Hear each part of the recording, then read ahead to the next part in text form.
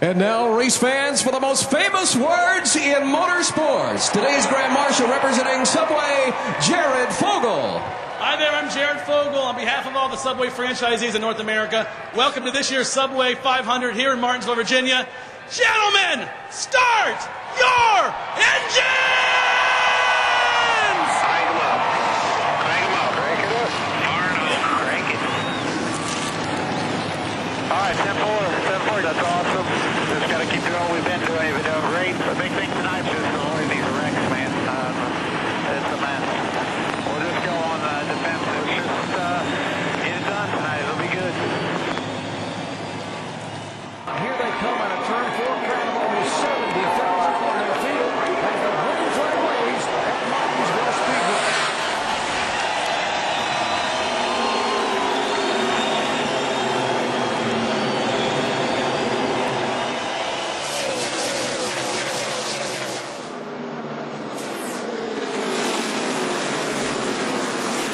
Tiptoeing out of that turn, making sure no one slides up and takes another car out. Still side by side, clean. Side by side, Gordon gets the 5 points for leading a lap here. Trouble here. Lap 91, the 41 car, Sorensen, David Reagan. 19 of Elliott Sadler. Heavy damage on Eric Almirola's Chevy in the front end. And he's got damage on the front, damage on the back. Look like he was a pinball out there, Andy. He got tore up big time, the 01 car did. Let's see if we can show you what happened. Man, they just start stacking up. The 10 car, the 19, both Everham cars. It's like they end up taking each other out. And the 01 of Eric Almirola, he got damaged too. So used to seeing Mark Martin drive that car. Trying to get used to Eric in that car at the moment. Front of you. Easy, easy, easy. Nice job, bud. Nice job. All clear. You see, Reed Sorensen stops that 41 car. Doesn't have any damage at all. He's just going to drive away from here. And, oh, that's going to leave a mark right there. He's probably thinking, how did that just happen? He thought he was clean till this happened. 10 car nails the throttle and spins him out. But, you know, to Scott Riggs' defense, he didn't see Reed Sorensen coming. And bad smoke coming out of the back of the 11 car. Denny Hamlin, one of the chase contenders. We saw a moment ago going in the corner, and he's got a left front tire rub. That fender's rubbing that left front tire. He's probably hit somebody pretty square with that front end. There's just not a lot of clearance between that front of the tire and that fender with this new car. See Dave Blaney here to 22, just checks up in front of him. Side, inside. I was looking at the cars in the garage area. Go inside. There's just very little space between the front of that tire and that fender.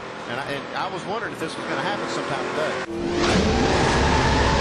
Fire beneath the hood of the 01. Eric Almirola bailing out in a hurry. He's out. He's out. He was involved in that chain reaction crash earlier in the afternoon down in turns 1 and 2, and now he comes out of the U.S. Army Chevy. It's got something crazy going on right here. It's just like a fuel fire or maybe an oil fire under the hood. This makes me think it's fuel because it's coming out of the carburetor intake opening there. It was probably related to the crash he had earlier. See the front of that car all caved in. It might have Joe. It could be the oil cooler. It actually could be an oil fire under the hood, and then it makes its way out that opening. Jarred something loose, whether it's a fuel line or oil line or cracked an oil cooler, like you said. I've got to believe something happened because of this crash. That's what instigated everything. Now, how about some contact back in the pack, though, with the 29 and the 24? It's like you see them bang wheels here, just side by side. They're working them through this lap traffic. This is what I was talking about, being a very critical point of the race for these guys. They're going to have to be careful as they work through this traffic. Well, you see them bang wheels, and all of a sudden Jeff Gordon comes out with a bent up right front fender. And if you get too bent up, it can get on that tire and cause a rub like you saw earlier. You don't want that to happen, that's for sure. Back in Martinsville, Virginia, the 2 car in the concrete wall, bringing out caution number 6. Kurt Busch, one of our chase contenders. And damage on the right front as well as that splitter just rubbing the ground. Right tires first. Right side tires first. And Tryson trying to see if he can see across the pit wall there and how badly the car is damaged. You know, it looks like they can probably fix that pretty easy, Andy, but the splitter's knocked back just a little bit. Yeah, you can see he got some damage a little bit from the wall, but we'd heard his car was tight. And I don't know, maybe if he was overusing the brakes, trying to get the car to turn, and maybe overheated that bead, made that tire go flat. come back onto pit road a moment ago. Let's watch and listen to what happened with the 2014. Just tighten that left rear wheel. Just tighten that left rear wheel.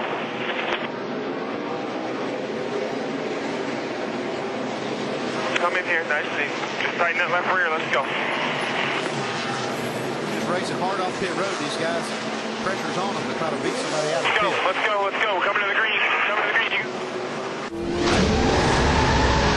We've seen bumping and rubbing during the race on the green, but we also saw just a few minutes ago under the yellow flag. Now watch what happened here with the 8 car and the 20 and some others here under the caution flag. Ooh, looks like Junior got a little mad right there. Mike? And guys, maybe just a little bit of a sign of how bad Dale Jr. wants to get to victory lane. It's been 57 races since he scored a win, and right now it looks like he's just about ready to do anything it takes to get there. Let's listen into his radio. He thinks if he's there, even if it's a damn foot, you can't come down on him or you can't run your damn lines. He's just going to stay there. I'm sick of it. Yeah, 10-4. I think Tony's just an angry witness. He's had guys bounce off him all day long. Bounced off the left side, bounced off the right side. Look at his left rear quarter panel. He's even got hit there, but that car's running pretty fast right now with all that damage. Yeah, he's going for 8th spot right here under Bobby Labonte. And as Mike mentioned, he's tired of getting hit and bounced off of, and he's tired of losing. Here's the 11 car that pops him in the corner, Denny Hamlin. Now we know where the left rear damage came from. Do what? I'm not liking this at 31. What you just said, 31 commitment line violation. 31 car commitment line violation. Let's take a look Using at a little this. common sense. Trying to make pit road a little safer, and appreciate the common sense. They got this commitment line. It's a pretty good ways back. It's actually on the racetrack. You see these guys coming by. You have to have your left side tires on that line. Yeah, he was letting the 16 car go by. It looks like he said he was trying to use some common sense and not crowd the 16. There's the white line right there in front of the guy waving the green flag. Watch the commitment. This is it right here. He was giving, look like he was giving Biffle some room. Yeah, absolutely. As Jeff said the same thing. But you give them some room. This is such a tight pit road. I'm not so sure about that. They could have been undecided about whether they were going to pit or not. And, you know. Oh, come on. Give me the benefit of the doubt. One thing that these guys could have been doing was that they're pitted in front and behind each other. And so Jeff may have been letting the 16 pass him so they wouldn't have to. You see how these pit stalls are? That way they could come into their pit stall straight. And I think that's what Jeff was referring to when he said he wanted to make pit road safer. Instead of coming in front of the 16 and having that and getting blocked in, they were just going to swap spots back there on the backstretch. Prior to that caution flag, the 8 car, Russell, you pointed out a moment ago, was the fastest car on the racetrack. Here's the 8 car. Dale Jr.'s been quicker than anybody. Whoa! And that's what happens when you run out of room just so close to the curb. He just had to keep going. He got in the side of the 42 of Montoya. Montoya did a great job not to spin the car out right there, but I know he's mad as a bull. Here again is the pass and the contact. He didn't even hit the curb. He just got up a little high and actually run in the side of the 42 of Montoya. So it's pretty aggressive driving, trying to get in there. Probably got in a little too hot. Couldn't slow the thing down enough. Tony Stewart says thank you very much. I'm going to drive right on through here. You're ready. Green flag. Second up. Clear low, right there. Get the binoculars, get a good look at the grill. Clear low. All clear. Oh, Carl Edwards down all the way up across the racetrack, keeps it out of the concrete. Come on, babe, just do all you can. Yeah, you saw the 41 cars stacked up. You saw the 99 car would slide up there.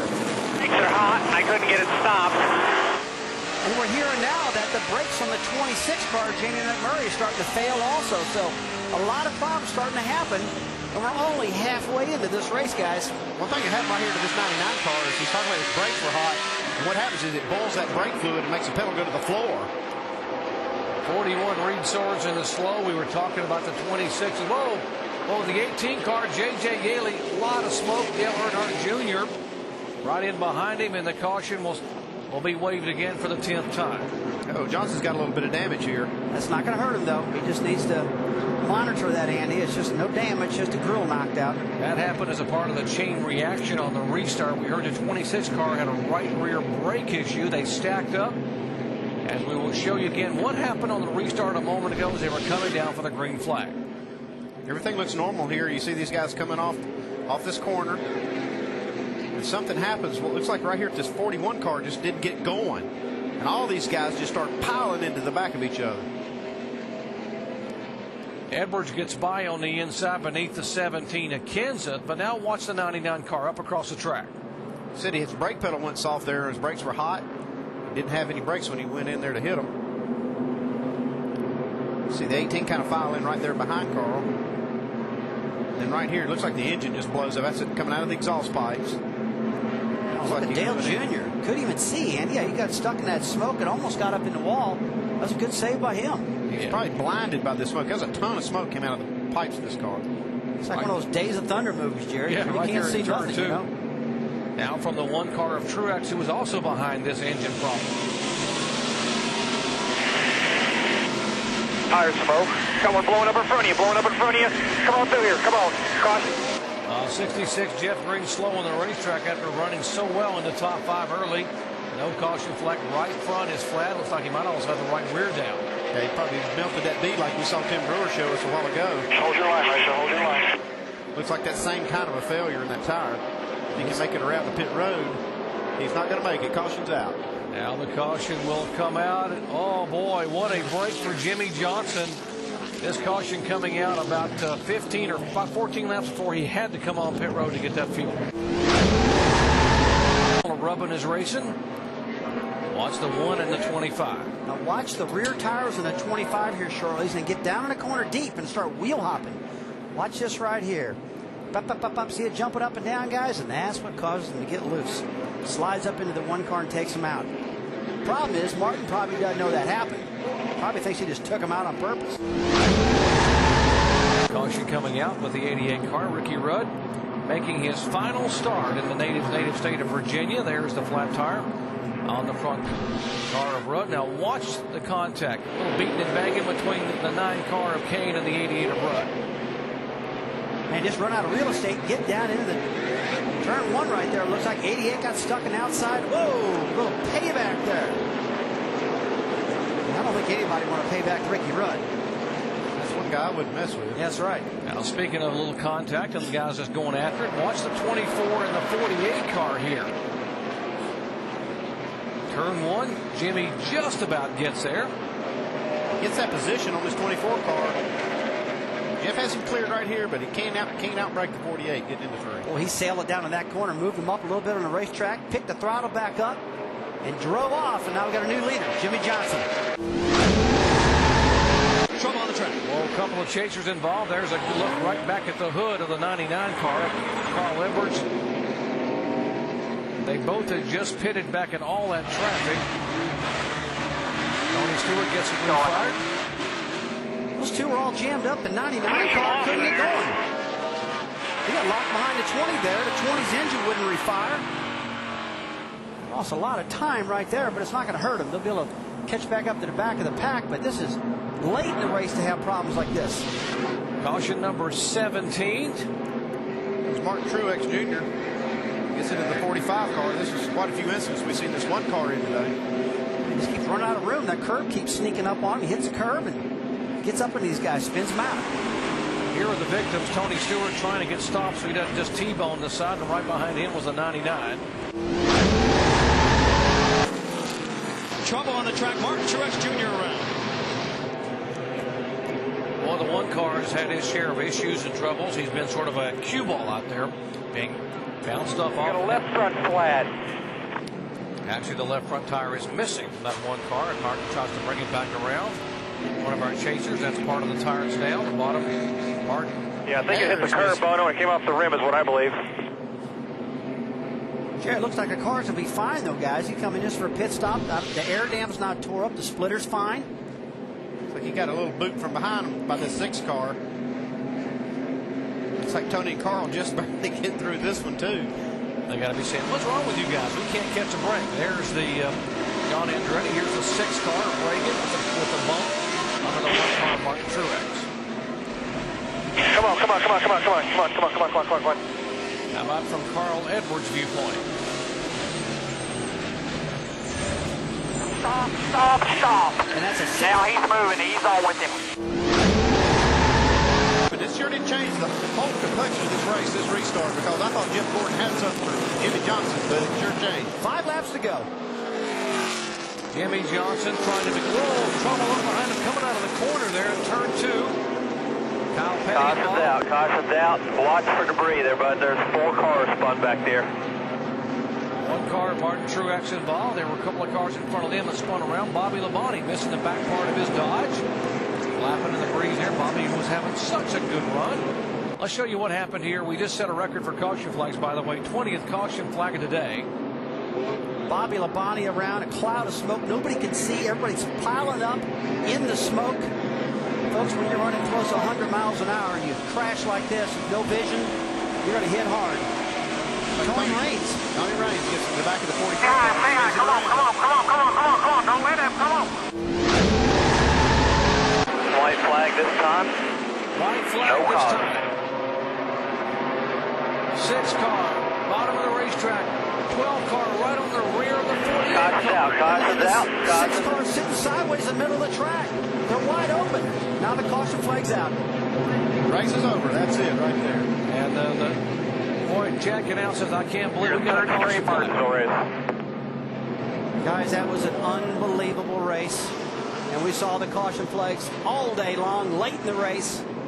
And they were coming wide open at turn 1 with that 6 car sitting dead sideways in the middle of the track. NASCAR rules are you get 1 attempt at a green-white checker, and if the caution comes out, the race is over. They stop scoring them right there. And the caution, the checkered flag. Hell yeah. And right now, Kyle Busch is being scored in the 3rd position. So scoring's probably going to go back and check this one more time, but unbelievable finish. Kyle Busch waving to his teammate.